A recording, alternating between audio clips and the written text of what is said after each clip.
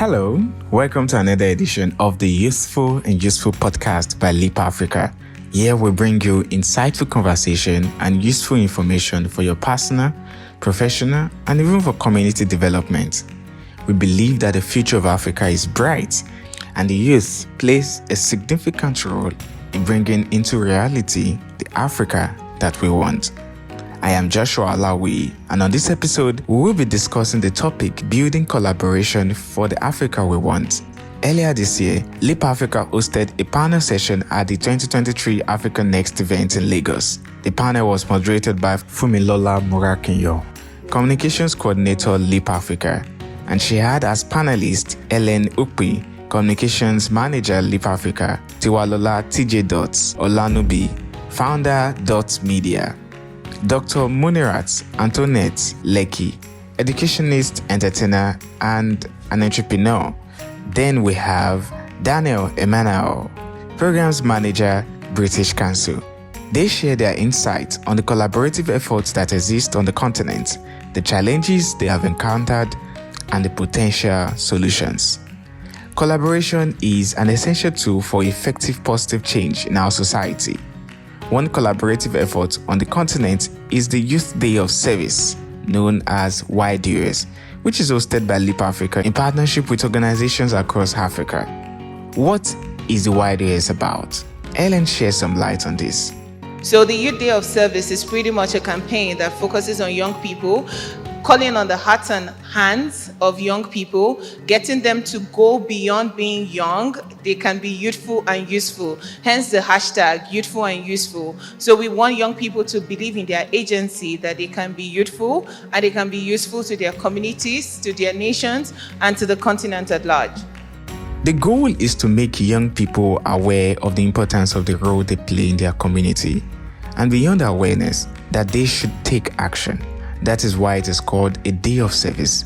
But really, there's evidence to prove that young people are already taking responsibility in their locality. Daniel spoke on the awakened consciousness among young people regarding issues that concerns them. You know, we say change begins with you, and we're seeing many people being vocal about that change, which we didn't necessarily see in the past. For example, right now, the ongoing elections, most of the conversations have been led by young people, saying, you know what, I'm not going to sit down anymore. My life is my hand, change is my hand. I'm going to do something about it. It's a very interesting part.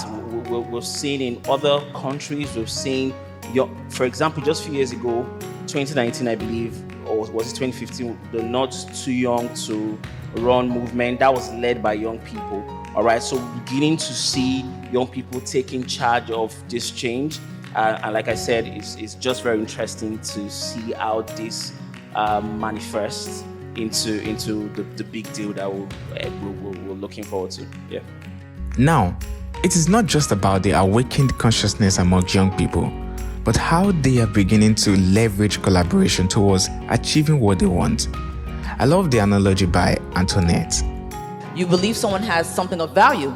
That's how you can be a collaborator with the next person. You never even know how far it can go, or how much the reach is, but just the attempt of the collaboration. You just go out there and try your luck. You never know who can be the next superstar just from collaborating. But really, we're optimistic that the future of Africa is bright, and there are many opportunities around. There's so much we can accomplish when we do what we do with others who share similar passion. Their synergy of energy can erupt an avalanche of transformation. The beauty of collaboration is that you don't have to be physically connected with a partner to get results. We can leverage technology to connect virtually. TJ speaks on this. And I just wanted us to know that collaboration is even beyond being physical, right? I think that the biggest misconception about collaboration is the fact that people think it needs to be physical for it to bring results, right? And because I play in the media space, I think that one of the fastest or biggest ways you can get results from collaboration is even virtually, is for it to be done virtually. And while we are conscious of the virtual possibility of collaborating, we should think Pan-African. TJ still speaking mentioned that in the work they do, their scope and framework are Pan-African. we think Pan-African for everything that we run, because that way we're able to achieve better results for some of the services that we do. For example, the use of influencers. We don't restrict ourselves to the region where we play in, right? We are able to collaborate more with influencers in Uganda, in Kenya, and all that. Also, if I was going to speak on online events, forums, and all that, you are able to remove that limitation, right, of participation on those online events, on those online forums, by just being able to think about the virtual aspect of it. Honestly, through the online, for the online events and for the online forum. Also leveraging platforms, for example, like the way we use these platforms that we are all on, social platforms, Clubhouse, Twitter, Instagram, all these platforms. There's a lot of opportunities on it that you can leverage without you having to even collaborate physically or any of that. Yes. Now, moving forward, we have heard what collaboration entails, its importance and its gains. However, we have also seen that there are various challenges associated with collaboration among youth in Africa. Let's hear from TJ and Ellen. The digital divide itself is the biggest challenge that we are all facing, because how else do you harness the power of collaboration if we don't have access to good internet, if we don't have access to good digital tools? I feel like that digital divide is the first challenge that we need to tackle for us to be able to increase our collaborative efforts. The first issue I would highlight would be knowledge of pathways to change, pathways to impact in their environment, and ways in which they can work together to make change possible. Then bringing it home to the Youth Day of Service through the lens of Leap Africa and some of the challenges we have faced executing a Pan-African initiative like this.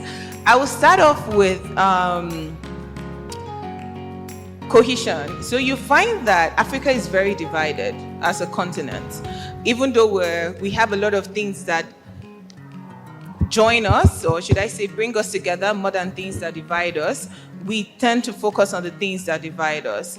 So you find that Africa is hard to work across Africa while you are in Africa, which is a huge problem.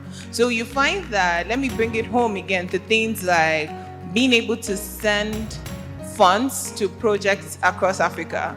You find that you're in Africa and you're using dollars. I've never been able to understand that. How we're in Africa and we cannot send our own currency to each other. We have to go back to the West to use dollars to send money across Africa. Then you find language as a barrier. So the fact that we dwell a lot on the things that divide us, they only serve to divide us more. So you find language as an issue, you find sending funds as an issue, you find travel. So you find that even traveling within Africa is hard. We don't have a shared airspace. It's as expensive as it is to travel outside of the continent, even more expensive to travel within the continent. So these are just some issues that exist with carrying out projects within Africa. So you can't even export, and I use the word export, knowledge or solutions from, hey, this is happening in Nigeria, this is how we've solved it. This same issue is going on in Gambia. How can we export the solutions there? Then you start having all of these things come up. You're struggling with finding people to collaborate with. You're struggling with language barriers or even cultural barriers. But yeah, this is just some of the things that have affected working across Africa. Analyzing common trends in collaboration among youth, Daniel addressed the part of ignorance. Yeah, I think one is ignorance, lack of knowledge about what you're fighting for, the change you're fighting for. Ellen talks about SDG.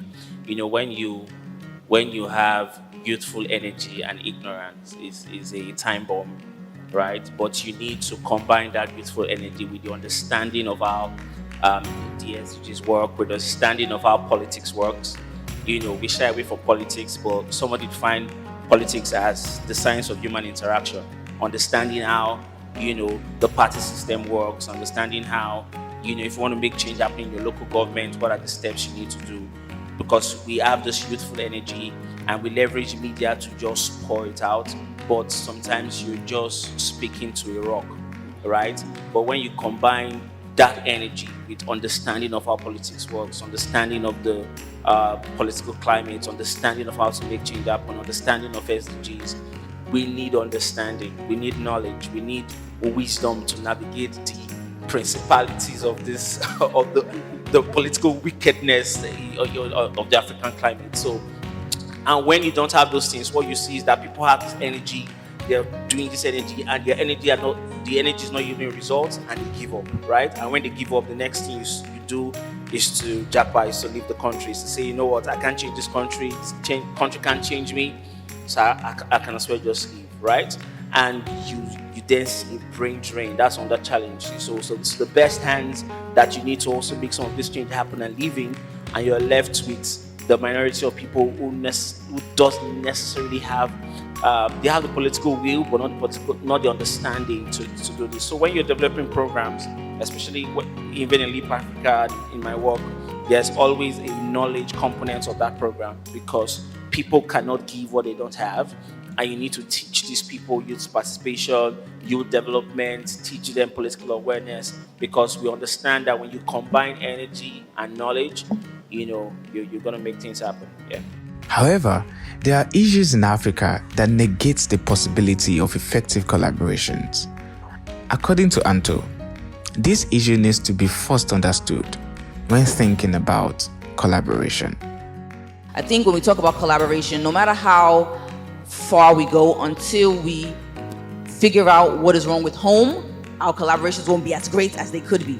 We have people that are doing amazing. We have people that are unicorn. We have companies that are unicorns. They've been able to raise funds and all those ones. But if Nigeria was a work in Nigeria, the funds would have been way higher than what they would have been able to raise, So I'm so passionate about speaking about what's happening at home, what's the core. So I've started to even have these conversations outside of Nigeria, because in Africa, it's almost all of us going through the same exact struggle. So I even have some friends that, thanks to social media, thanks to collaborating, just going into the DM, you never know who will answer you. So I now have friends in South Africa, people in Ghana, people in Zimbabwe, Tanzania, who are all having these kind of, conversations. One of my friends, they're also having an election in June. So we've already been talking about how can we see what's happening in Nigeria, so we can also, help them down there in, Zimbabwe as well. So I think for me, I'm intentional about my work. I'm intentional about collaborating. I really want to, for myself as a personal, I want to change my life, and I'm hoping that with these collaborations I'm doing, I'm touching one or two, persons as well. But I think for me, my focus right now is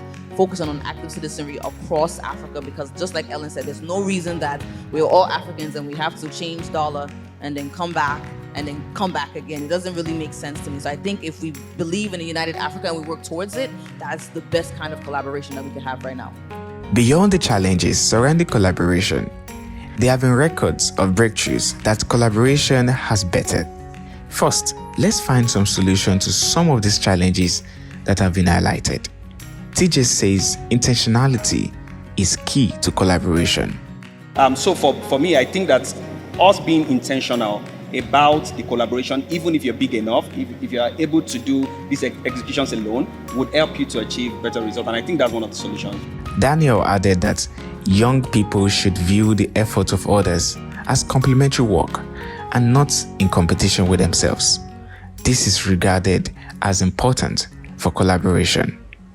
So I think for collaboration to work, young people and organizations must see themselves as nodes that my work contributes to your work. We're not in competition. We're solving the same wicked problems. All right. So I'm not in competition with you to solve this problem.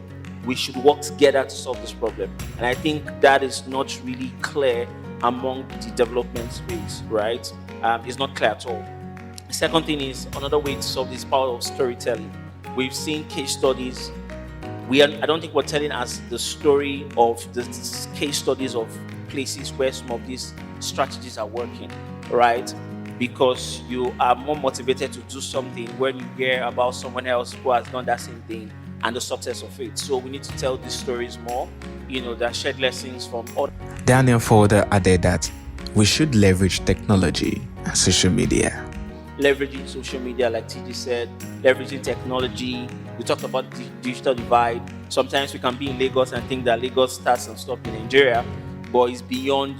We're even talking about Africa, but we've never looked beyond from Nigeria to Delta to Warri to Port Harcourt. So there are a lot of young people in different part of this country. There are a lot of youthful energy, the youth boards in different part of this country that we need to find.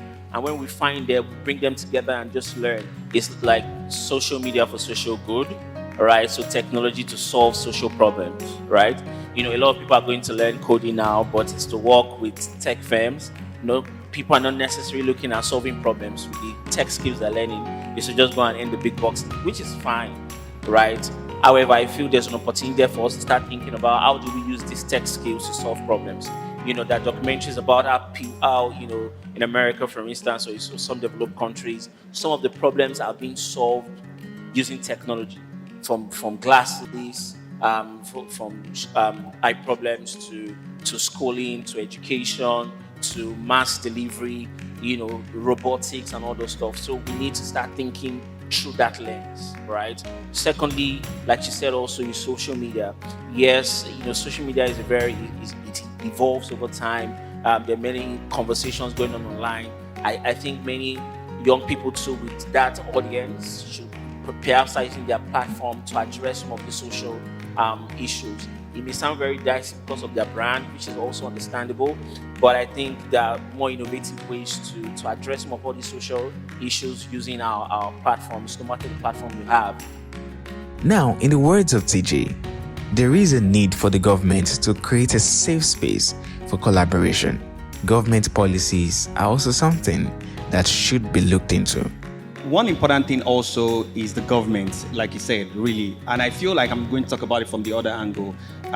For collaboration to work, and I think that for us to get the Africa we want, collaboration is very important, right? But for that to work, the government also can't be making decisions on platforms anyhow. So we can't be banning Twitter, for example. That's really going to stifle the efforts of collaboration.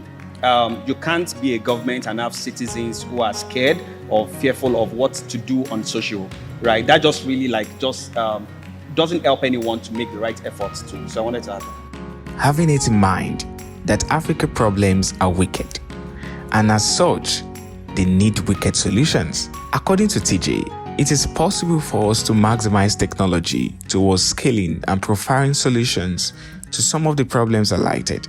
Meanwhile, in solving the problems peculiar to Africa, Ellen shares an insightful perspective that we should address African problems together as Africans. So a lot of issues that happen or that we experience are actually Pan-African. So how can Africans start looking at an African solution and not my solution? So if we have a political problem, can we look at it through devising solutions that are for Africa and not just for Nigeria? In addition, TJ encourages young people to leverage the new normal. For example, remote working and the rise of artificial intelligence technology like ChatGPT. We really need to, as young people, utilize new normals, right? Because a lot of young people are business owners or becoming business owners, right? So for my business, for example, embracing the work from home has helped us to collaborate more and deliver better results. We have staff working in different countries and are able to deliver good work. So that's one, just embracing that new normal. Then also utilizing digital tools like they both said. But for example, I wanted to pick on the rise of AIs, for example. I'm sure everyone knows ChatGPT, for example, and how that alone is going to make people lose jobs. But if you're able to harness it fast, if you're able to also embrace it fast, you can find the solutions or the ways you are able to get value from it. Like just the other day, we were about to employ maybe 3 or 4 more social media managers in the business, right? And we realized that we didn't need that much people anymore because these AIs are able to help you come up with captions for social media in like a minute. What it will take one person to come up with in 2 hours, right? So the word is utilization for us to kind of embrace this new normal and to be able to use these digital tools better. Finally, TJ recognized the need to bridge the gap between the older generation and the younger generation. I really feel like there's a big gap between the older generation and the younger generation. I think that the older generation has this diverse experience. their traditional way of thinking and doing things, and you can't remove that part. And the younger generation also have this high level creativity and the strength, right, that is needed to attack the world that we are in right now. We need to bridge that gap between the older generation and the younger generation to be able to also achieve a better collaborative effort. I think that the older generation, for example, needs to stop seeing the younger generation also as competition, right? To be able to see them and what they can do. And then we're able to bring that together really to achieve greater work. And that's a wrap for today's episode of the Youthful and Useful podcast by Leap Africa. We hope you have gained valuable insights on building collaboration among youth for the Africa that we want. As we have heard from our esteemed panelists, collaboration is essential in bringing about the change we desire in our society. And we can achieve so much more when we work together towards common goals. So, let us all make a conscious effort to collaborate more often and leverage the power of technology and social media to connect with others who share similar passions. Remember, no effort is too small, and every action counts towards making a difference in our communities. Don't forget to save the date for the upcoming Youth Day of Service in August, where young people across Africa will come together to serve their communities and make positive impact. For more information, visit www.youthdayofservice.org or check out the Leap Africa website at www.leapafrica.org. Once again, my name is Joshua Olawi, and thank you for listening. Until next time, keep being useful and useful.